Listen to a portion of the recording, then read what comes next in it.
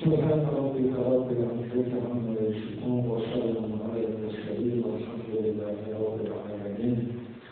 دعا می‌کنیم که خداوند تبارک و تعالی در مدت این 10 روز و 10 شب چه روزه و چه طاعت و عبادت و نماز و تراویح و ختم قرآنی که کرده باشیم خالصاً آن را از ما مقبول درگاهش کنیم. خداوند تبارک و تعالی آن وعده‌هایی را که به روزه‌داران و به شرم‌زدگان ما شنیده به رمضان داده است و پیامبر گرامی علیه السلام کرده‌اند به ما و شما عطا کند.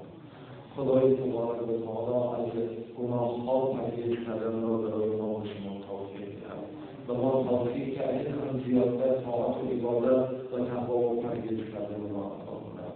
خدایا این جسم‌های نازک ما در این شب‌های رمضانی روز کردن قرآن تو به خیر کفایت نماید. خدایا این جسم‌های نازک ما خواهد آموزش بزرگ ما را از آموزش بزرگ خدای نجات بدهید. هر جا دارد کرده هر مشکل بگیریم.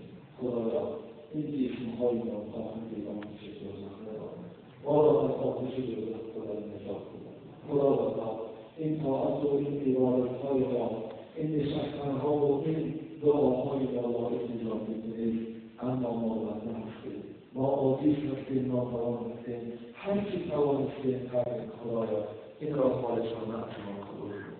خدایا از هزینه بی‌آبی خودت برای ما از روی ثواب عطا کن. اگر تو عطا نکنی این طاعت و عبادت‌های ما لایق اجر ثواب خودت. خدایا از هزینه بی‌پایان خودت برای ما از روی ثواب عطا کن. خدایا فرزندان ما نسل دولت ما را برای ایمان و برای قرآن خودت هدایت کن. خدایا بگذار که فرزندان ما از راه اسلام از راه قرآن بیرون روند. خداوندا به زنها و خواهرها و مادرهای ما توفیق ایمانی عطا کن. شرم و حیای آنهای پروردگار را زیاده گردان. توفیق ختم شدن همین زنها و خواهرها و دخترهای ما را خودت برایشان عطا کن. خدایا زودی ما به اینها میرسد. تو خداوندی، تو آفریده اینها را، تو اینها را توفیق داده که در این ماه روزه دارند و نماز کنند. تو توفیق دهی که آنها با صبر باشند، با شرم و با حیا باشند. خدایا آنهایی که برای بی‌خرج کردن زنها و دخترهای ما پروگرام‌ها دیگر راه‌ها اندیشه می‌کنند. خدایا همه این نقششان را نقشی برها بکنند. خدایا دست دشمن‌های ما را از بالای ما خودت دور گردان. خداوندا این جمهوری عزیز ما را از تمام فتنه و از تمام نیرنگ دشمن‌ها در شما حفظ می‌دارد. و سردارهای ما و حاکم‌های ما و وزیرهای ما توفیق ایمان و اسلام عطا کنید. کشتگان ایمان و اسلام باشند. خدایا این دست‌های باید برداشته ما را خودت ناامید نگردان. خدایا ما از رحمتی تو امید داریم. خداوند در قرآن می‌گوید بسم الله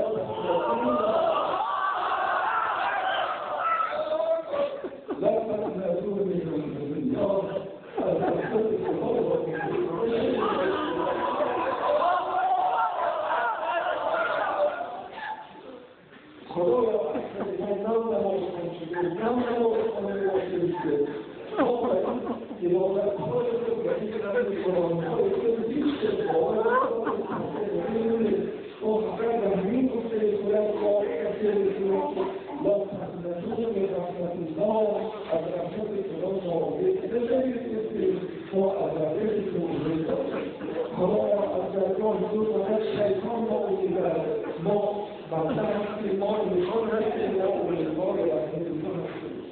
خدایا پیغمبر بزرگوار در حدیث‌های مبارک رو به شما می‌گوید که روز قیامت خدای تعالی پیغمبرها رو می‌گوید که هر کسی را خواهد شفاعت کنید، پیغمبرها با شفاعت آنها را از آتش دوزخ نجات می‌دهند.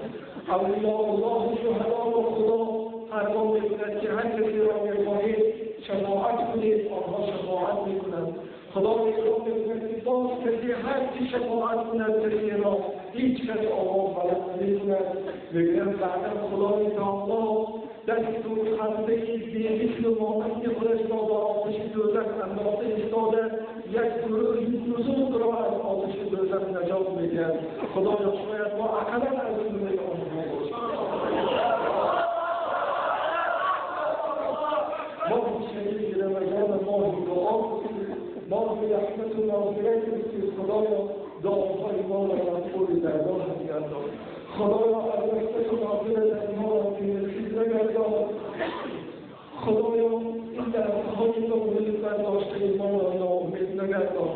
خدایا در شرط جانی با چقدر علت و ذلت بی‌آبادی ها آمده ایستاده ما در این خانه تو را ناظرین تو را عبادت کردیم. خدایا تو بخشنده هستی، تو بزرگ هستی، ما را قبول کن. ربنا لا تزغ قلوبنا بعد إذ هديتنا وهب لنا من لدنك رحمة إنك أنت الوهاب. اللهم أعنا على ذكرك وشكرك وحسن عبادتك وقيام طاعتك. اللهم إنك عفو قريب العفو فاعف عنا. فلا يصلح شمسك فاكشف الوجود بفضل. اللهم إنك عفو تحب العفو فاعف عنا. اللهم إنك عفو تحب العفو فاعف عنا.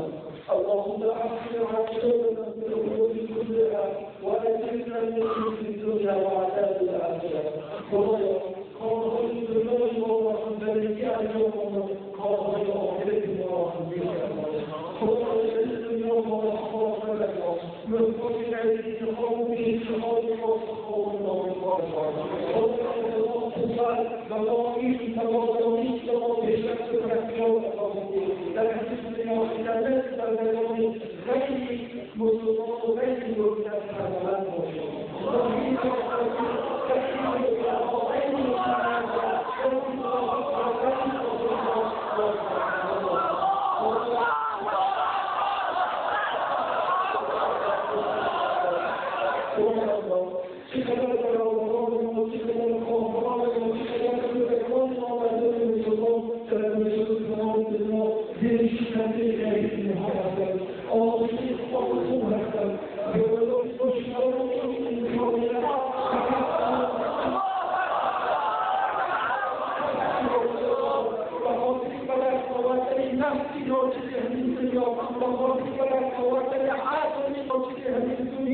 آنها مسلمانها زنها دخترها کودکهای ما را به ناموس می‌دونند. آنها را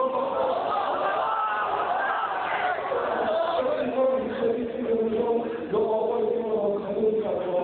آن درخواستان آن خواهران ما را، آن کودکان ما را چه در افغانستان چه در فلسطین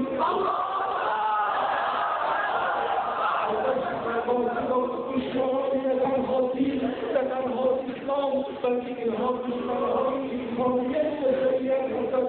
خدایا بشریت و انسانیت را از سیاست و از فریب و زینت این دشمنهای بشریت نجات ده.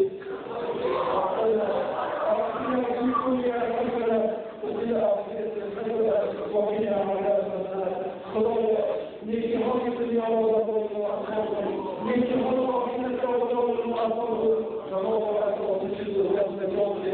ربنا آتنا فی الدنیا حسنة وفی الآخرة حسنة وقنا عذاب النار. ربنا آتنا في الدنيا حسنة وفي الآخرة حسنة وقنا عذاب النار. خدایا این شب‌های احیای کسی ما شده من حاصل شده باشد. خدایا اولا از برادران خود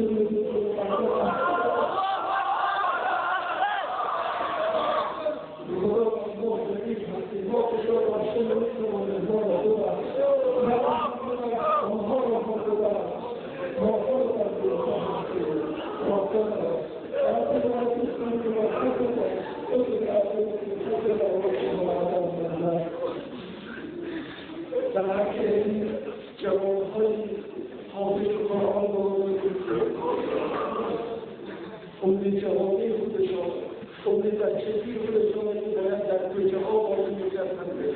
از هوای چهارمردان، از هوای گردش ها در میان می‌گشتند. سیاست پدر و مادر استادشان رو کش کرده ایستاده در دوره‌های کاری قرآن را انجام کردن، محنت کردن و این شبها برای ما خدمت کردن.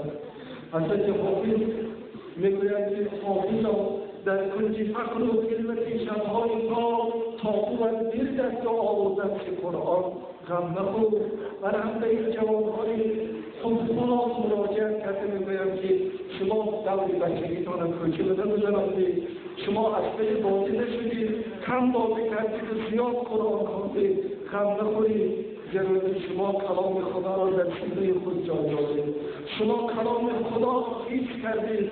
خدای تبارک و تعالی انشاءالله روز قیامت شما را در منبرهای نور بنشاند و بالای سری پدر و مادر شما و استاد شما تاج‌های ذلیل می‌ماند که تمام اهل صحرای قیامت به آن هوس می‌کنند. خدایا فرزندان ما را حافظ قرآن بنما. خدایا نسل نوزد ما را در قلبش محبت قرآن را زیاده فرما. قرآن خوان شود، قرآن دان شود، اخلاق قرآن داشته باشد.